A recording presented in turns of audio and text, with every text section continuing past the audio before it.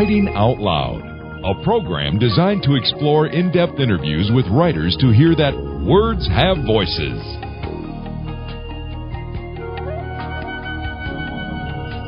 I'm Becky Dixon, and welcome to Writing Out Loud. And joining me is the host of Writing Out Loud, Teresa Miller. We've kind of turned the tables here, Teresa, because you have written your third book, Means of Transit. I know. It's very exciting. I loved the book. It was truly wonderful. You. Thanks for saying that. I appreciate it, particularly coming from you, because I know what a reader you are and a book lover. But it's a strange sensation to have a book out after all these years. You know, I had these long writer's blocks.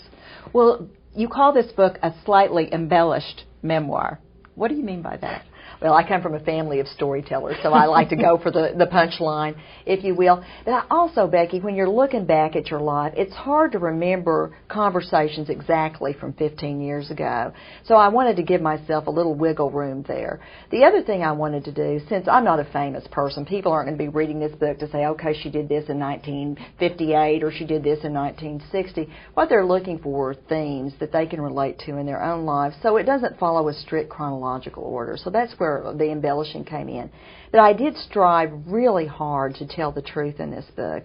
And that's trickier than you might think, because we don't sometimes want to face the truths of our lives. And we don't always remember things just as they happen, especially things we may not want to No. remember. And then you wonder if, you know, through the prism of memory, that you make stories a little better than you wanted them to be, or maybe you exaggerated them in your mind's eye. So that's where the slightly embellished came in. But I did try very hard. It was really extremely important to me in this book to own my words. And I have felt like in my life, I don't know if you've ever felt this way, that there have been times when I didn't say what I really meant for a variety of reasons. I didn't want to ruffle feathers. I didn't want to hurt anybody. And this isn't about hurting people, but it's about saying what's really important to me. A chance to go back and express yourself. Yes. Why did you decide it was this time in your life that you wanted to tell your story? Well, I'm middle-aged now, so it's a good time to look back and reflect. And a friend of mine had actually suggested the idea of this book. Dennis Letts, Billy Letts' husband, had said, you really need to do this, because I'd been visiting with him about some of these stories, and I was a little intimidated at first. And the first draft, and this was the self-consciousness in me, I tried to make everything just funny and not really address any of the serious things that happened to me. And when I finished it, I thought, you know, this isn't real. No one's life is just one funny story after another. I'm leaving something out here that's really important to share, and I'm going to have to dig a little deeper and tell the truth of some of these more painful experiences too. So this is your third book, and it sounds as though you have approached it differently, the writing process differently, because it is your own story. That's it, and that's it. I can't hide behind characters anymore. You know, not to say that in my first books, Remnants of Glory and then Family Correspondence, that I didn't bring a lot of myself into it, and looking back, they're highly autobiographical, but I could hide behind my heroines, Kate, Nora. In this book, I couldn't hide. I mean, this is me, and that's the scary part of it. You've chosen an interesting format for this book in that you've woven little mini-stories throughout. What was the purpose of that? Well, it's the way I think, the way you live in small towns, because your story is always bumping into somebody else's story, you know. And there's kind of a history of that, really, in literature. When you look at the Canterbury Tales as we travel through life, that we all share our stories with each other. And so it's my way of acknowledging the other stories that are out there. Mine's just a part of this story network. One of my favorite quotes comes from Muriel Rukeyser, who said that the world is made up of stories, not atoms. So this is just my sort of tribute and acknowledgement of those stories. Let's delve into your story now. Teresa, you had some very traumatic things happen to you at a young age, beginning with the death of your mother when you were only 2. When did you realize just how significant this loss would be to your life? You know, it's interesting, Becky, that it may be just now that I'm realizing it, because you have to go on. You can't just stop and dwell on these issues. I think what made it so hard was I was almost 2, just a week short of being 2 years old when she died in childbirth under suspicious circumstances. There was some thought of medical error. We don't know for sure, but that was just sort of our assumption. And my family at that time did not believe it would be appropriate to tell me that she had died. So they simply told me she'd gone away and wouldn't be coming back. So I was looking for her everywhere, and became convinced that the actress Jean Crane was my mother. My mother's maiden name was Jean Green. And so this is a little girl's mind at work trying to put that together. And then as I got older, events that were life-changing, transitional events, graduations, having my first book come out, it was so clear to me that the one person in the audience wasn't my mother. She was the shadow at every special occasion in my life. And I think also her death, because it came in tragic circumstances and was right with my brother's birth, I say in the book that it was Leviticus in reverse, that it beget its own loss. And I think that it set off a chain of events in our family that it took us a long time to overcome. Because you were told she had just gone away, did you feel abandoned because of that? I did. And it was very, very hard for me to have trust issues. I went through a period in writing the book. It was hard to write about child abuse at the hands of a stepmother, and I actually went through a period when I was afraid to eat. I could not trust anyone enough within the family to give me food. We'd have to take me out to restaurants, or I would even actually have my grandmother taste test my food. And it wasn't just a little girl, whimsy kind of thing. It was serious. It was serious. And, of course, I watched a lot of dramatic television on TV. I watched Highway Patrol and all the shoot-em-ups. That was the odd thing in our family. My grandmother said that we could watch anything on TV we wanted to, except the Waltons. And I loved the Waltons, and she wouldn't let me watch the Waltons. That was so interesting to me. Wasn't of all programs, she wouldn't let you watch the Waltons. Because she said we came from such a dysfunctional family that she thought watching the Waltons would give me false expectations and put pressure on our eccentric relatives. So I could never watch it. Tell me more about your grandmother, because I assume partially due to the fact that your mother died at such a young age, you became especially close to her mother. Tell me about her. Well, she was someone in a review described her as charismatic, and no, she was not charismatic, but she was a woman who was an extraordinary in a plain sort of way. She was a woman, though, who was called upon in times of crisis, the loss of her only daughter, to be a beacon for her grandchildren, and that's hard to do. And she did two interesting things in line with my mother's death. She lowered the light switches in her house. She lowered the light switches so we could always turn the lights on, that we wouldn't be too little to reach up and would never be caught in the dark. And then she rounded the corners in her hallways and in all of her rooms, so no matter how hard we were running, we would never hit any sharp corners. She was a woman who never cried. I think she told me once in confidence that she had done her crying when my mother died. She was totally, my mother was only 27 when she died. So no one was expecting such a thing to happen on what should have been a wonderful day of celebration was a day of tragedy. But I think what the bond between my grandmother and me is we would get out in her old Buick and travel the roads of Oklahoma. The bond was that we had shared this devastating loss in common. It affected us differently, but we shared the loss. Your father went on to marry a number of times after your mother's death, and you alluded to this earlier. You suffered physical abuse from one of his wives, yet another traumatic event of your childhood. Does that still impact you today? A little bit. I think writing this book helped. I can't say, somebody asked me if this was a catharsis. I can't say it's a catharsis because that means it's all gone. The stories are still with me. But I learned through the course of writing this book that that's something that happened, and you've got to get beyond that. And as I wrote the book, I also recalled so many acts of gentleness and kindness that have confronted me in life that seemed to not stand out as much to me. What did strike home with me, and what we were alluding to earlier, was this notion that we really didn't talk about these things. We didn't talk about my mother's death. I mean, here's the huge thing that happens in a family, and no one even will say she's dead. We didn't talk about, the child abuse. We just didn't mention it. I was told not to talk about it. Did that make you angry at your father? It did make me angry, and it made me very, very weak in the sense that I couldn't defend myself.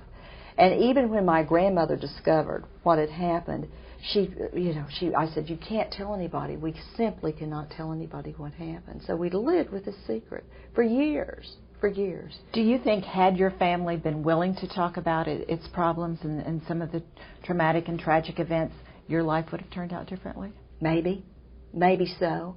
I might not have become a writer. I had a lot of stories to tell that, again, are anchored from all that I could not say during that period. And I think we live in a different age, too.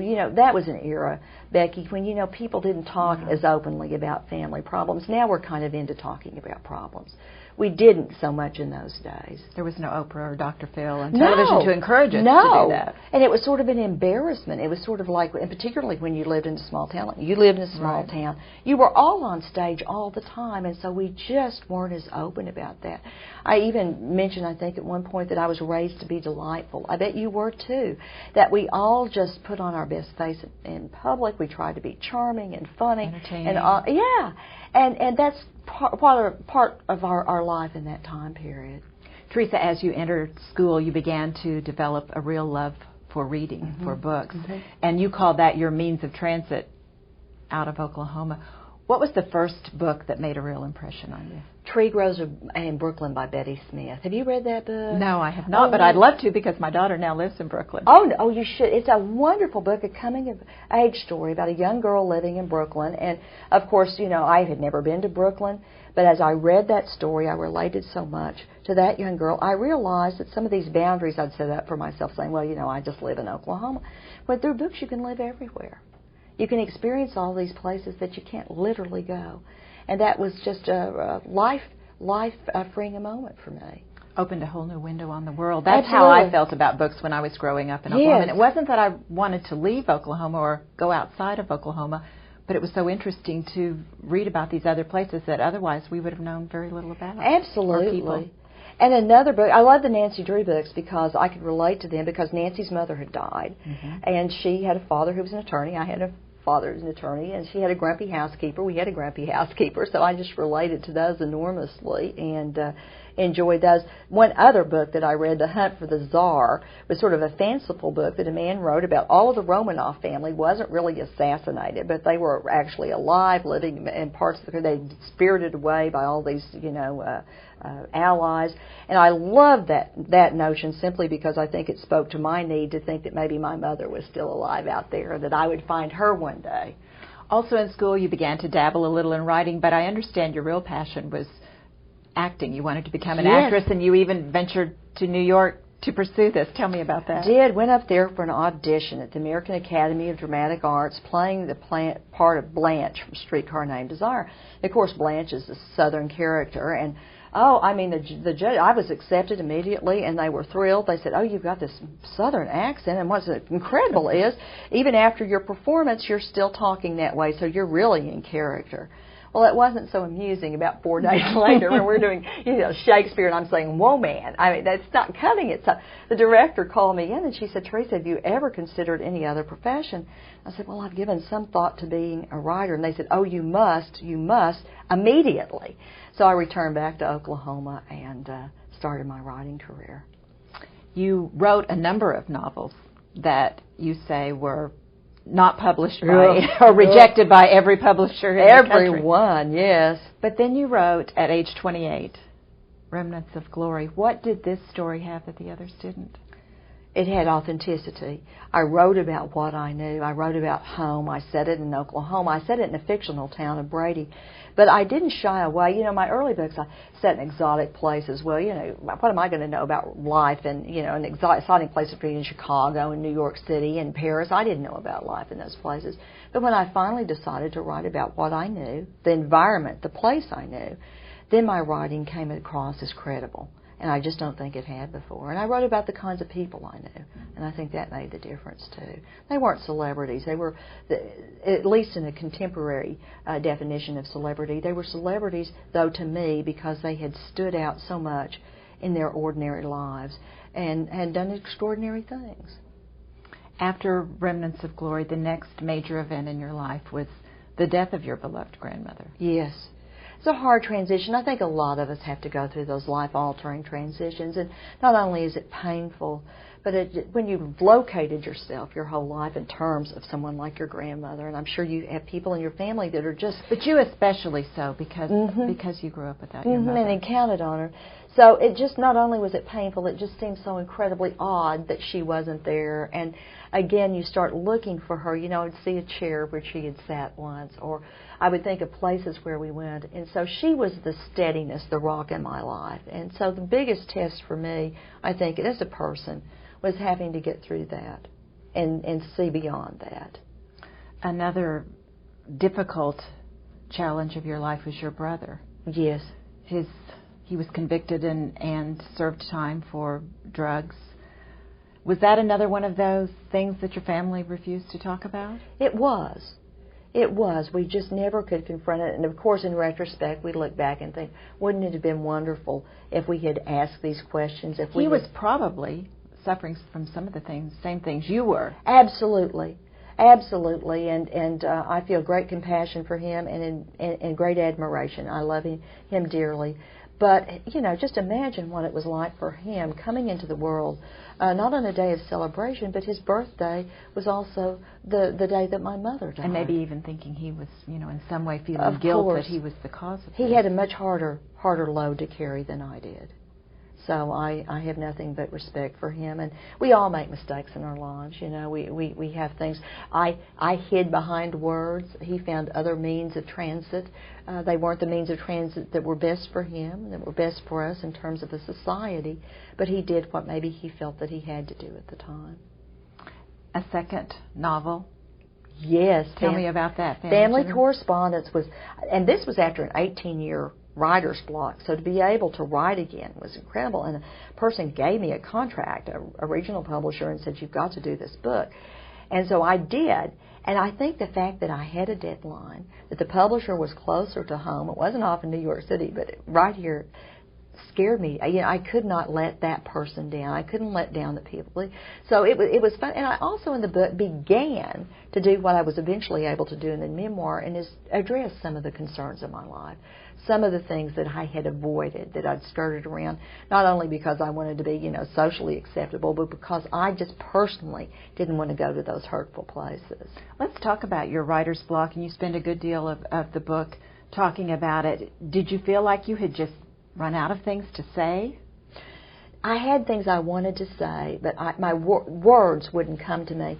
I bet you've had times in your life when maybe you're trying to remember somebody's name and you know it and you want to say it so much and it won't come to you. It just doesn't come. Just doesn't come. And then maybe 3 days later it pops into your mind out of nowhere. And that's what really happened to me, except it lasted 18 years. I had these stories floating around, and they just suddenly popped in mind. I also think that part of the problem with my fiction was that I was avoiding telling some of the stories that were closest to me and most important to me. I just didn't want to go there. And I think when I was willing to open up and talk about some of these things, then the stories came. That was the big, big roadblock. I also think that having a book published at a relatively early age, at 28, I'm somebody from a real small town, I went to New York and all that, I don't think I was quite ready yet. I think I needed to grow into my stories. I wish I'd grown into them sooner. So many writers did. Susie Hinton, what a great example. At a very young age. Oh, my goodness, she's just handled it beautifully. I just had great admiration for her. But I think all those factors were at play in the writer's block. Teresa, we've talked about some of the traumatic events in your life. You also experienced something truly terrifying, and I think for anyone who hasn't been through this, we can only, or can't even really imagine. You were pursued by a stalker. Yes. For a number of years. Yes. And it's a strange thing because you don't ever think about that happening to you. You think of that as something... Not in small-town Oklahoma. No. Certainly. Absolutely not. You and I were talking before we were on camera about not having, even locking the doors at night in our small towns. And I discovered I was receiving anonymous tapes in the mail that were sound bites from like 100 different songs that pieced together. It made no sense to me. I realized later they were in code, and learned I was being stalked by a man I couldn't even remember. He had briefly been in a class, and it was one of those sad occasions in life when the authorities knew, when I knew something was going to happen, and it was just dodging it. I stayed at different friends' homes for the next couple of years, just dodging him. And then he finally ended up, he murdered a member of his family and went to prison. But it was a very traumatic time. I remember right before I learned I had this problem in my life, I'd been watching The Bodyguard. Whitney Houston had a stalker. Right. And I just ate popcorn and just enjoyed that. And I thought that was an easy kind of movie. Thinking nothing like this would ever happen to me. Yeah. And certainly, Kevin Costner's not going to come and, help me out if I do. But it just never occurred to me that such a thing could happen. But totally disrupted my life. And it leads me to believe that all of us have stalkers of different kinds. It may not be an individual, but things that haunt us and that we avoid. And I was really blessed that I came through that without getting hurt, and that I was made aware of all the help that was available to me and the support system that's out there. In spite of everything that has happened to you, you have maintained throughout the book, so I'm assuming throughout your life, a wonderful sense of humor.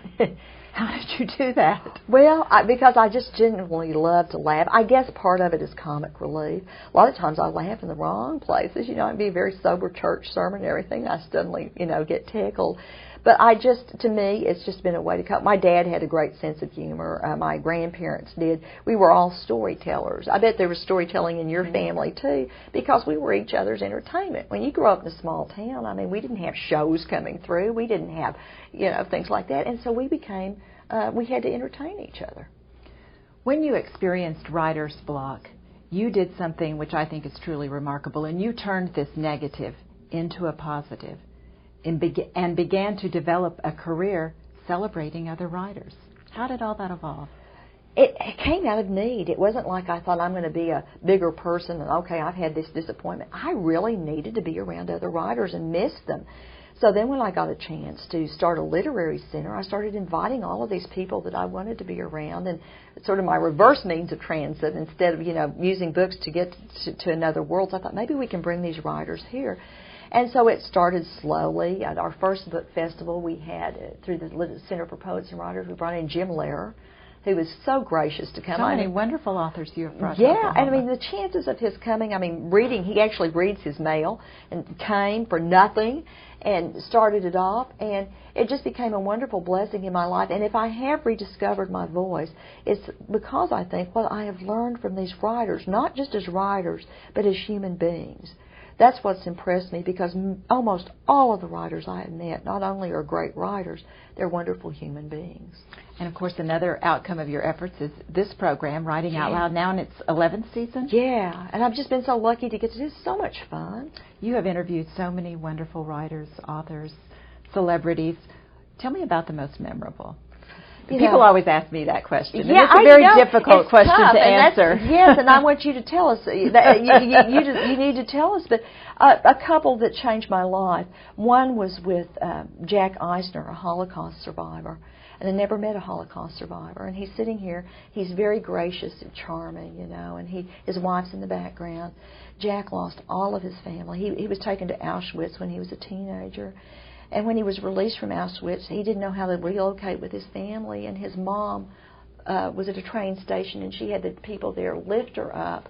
And she yelled out his nickname, and they were reunited and discovered none of the others had survived. And I thought, I can't complain about anything after seeing him. And his graciousness in spite of it, his warmth and love. And then recently I interviewed Lynn Redgrave, who was so frank about her dealing with breast cancer. She was so open and so comfortable being who she is, and coming away from this sadness in her life with the message, live life full throttle. And so that's what I'm trying to do now. And so during the course of those little short interviews, they changed my life. Tell me your favorites. Oh, there are so many. And Garth Brooks, Reba McEntire, who was a childhood friend. I always enjoy talking to her. David Boren is the most inspiring, I think, of all the Oklahomans. He has so done articulate. So much with his life. He's so brilliant and has done so much for our state.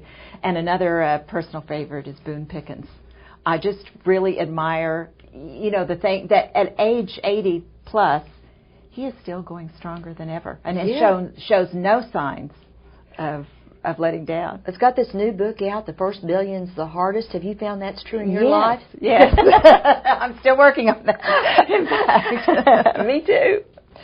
As your memoir concludes, you talk about your visits with a therapist, and the therapist told you she felt you had an identity crisis, partly because of your writer's block, partly because of your family. Today, do you feel you have an identity crisis still? Not nearly as much. I think I turned to celebrity in a way that I think a lot do. I think celebrities become our contemporary mythology. I mean, that's why we all tune in and want to know about Paris Hilton and Anna Nicole Smith and all of that. We're just riveted by celebrities, political celebrities, and for a long time I looked to them to kind of guide me as because, you know, I think that they cast longer shadows. It was easier to relate to them.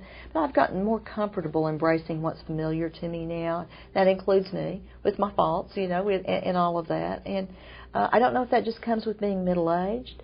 I don't know if there's been some sort of epiphany. I don't know what's happened, but I'm more comfortable with that now. I think I know who I am a little bit better. Maybe writing the book helped.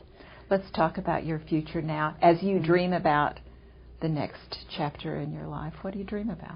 Well, I hope it will be a literal chapter, and it will be in a book. I've started a series, a novel series, and I'm working on the first installment of it. And I'm having so much fun. It's now that I've told these stories that I'd resisted telling, it's just been liberating because now I feel freer to talk about all these other things, and I'm just having so much fun. I'm not worried about getting the words just exactly right. I'm worried about telling the story, and it's just been a pleasure so far, knock on wood, because I'm sort of getting to the age, where I am now that I can't do another 18-year writer's block and be viable. I mean, my agent, nobody's going to stick with me for the next 18 years, dry spell. I know throughout all your efforts, you have certainly inspired many young authors, many young writers. If you could give them one piece of advice, what would it be? To write because you simply love to write and not to be worried about what other people are thinking about it. To be your own critic and not to be too harsh on yourself, to be able to applaud yourself for what you do. Publication's wonderful. That Billy Letts once said in an interview that getting published didn't make her a writer. That's what she learned with Where the Heart Is and all the Oprah success. That she learned with that she'd been a writer all along. And so it's that realization, I think, that makes the difference. Well, Teresa, I can't wait for your next book, and thank you so much. Thank you, Becky, and congratulations on all the great work you do. And thank you for joining us on Writing Out Loud.